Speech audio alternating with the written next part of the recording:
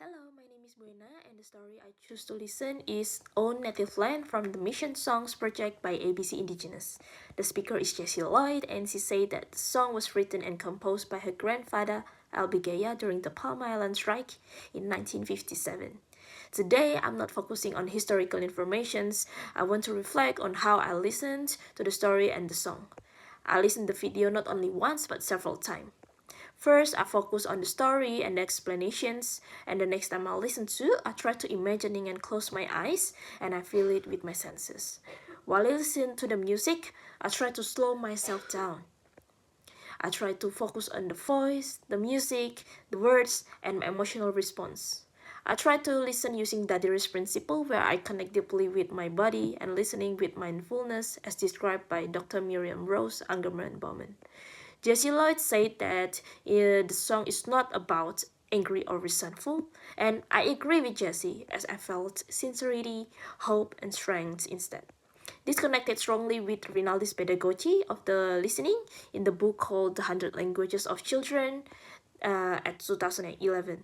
Rinaldi explained that listening is the basis for learning a relationship. Rinaldi also said that truly listening means we use all of our senses, not only ears, but all of our body. Therefore, I tried not only listen what the song was saying, but also to listen to what it was making me feel and think about. And I try to understand also from the four levels of listenings, which is first, I try to aware of my own assumptions. I noticed that I was expecting the song to communicate anger, and then but where I keep paid more attention to the lyric and the song, I describe the story and the meaning.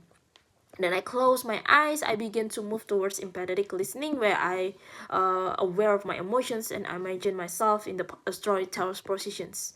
And then also, I try to challenge my assumptions and create questions for me like, why did I expect that story about injustice to sound angry? Which that's actually only my assumptions.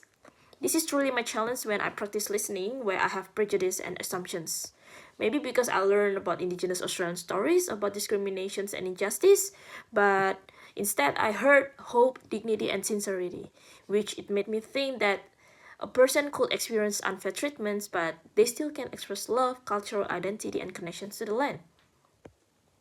According to Michael Humphrey from Medium.com at 2022, that I also have to consider the person behind the song, the place, the culture, and experience that influence the story in the song. Therefore, intentional listening is very important.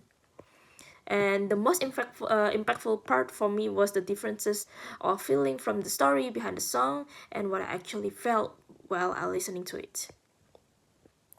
So Albigeya was not simply communicating the injustice, but I felt connections to identity, belonging, and desire for a better future. And also inclusivity for me means everyone is feel welcome and respected, regardless of their identity, culture, and history, but also recognizing their voice and rights to be heard, which strongly connect with anti-bias educations by Dermot Sparks at 2020. The vision of anti-bias education is a world where children can confidently show their identity and cultural ways, and they're able to participate and live and work respectfully in inclusive environment. Original Australia also mentioned that inclusion involves a three dimension, which is access, meaning, full participations, and outcomes. So listening to all native lands made me reflect on privilege because different people experience access to society differently, including me. And as a future teacher, this is very important to me because if I only listen to dominant narrative, I could overlook other children's perspective. So my practice of listening could influence the kind of teacher I want to become. For me, inclusive practice begins with listening all of our perspectives before acting, which requires patience like Dadri. If I want children to feel that they belong, then I need to make them feel that they are seen, heard, and valued.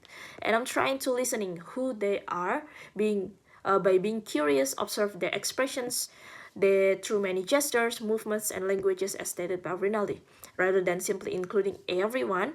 Why we're not valuing everyone's contribution instead, welcoming differences and recognizing their value of other people's perspective.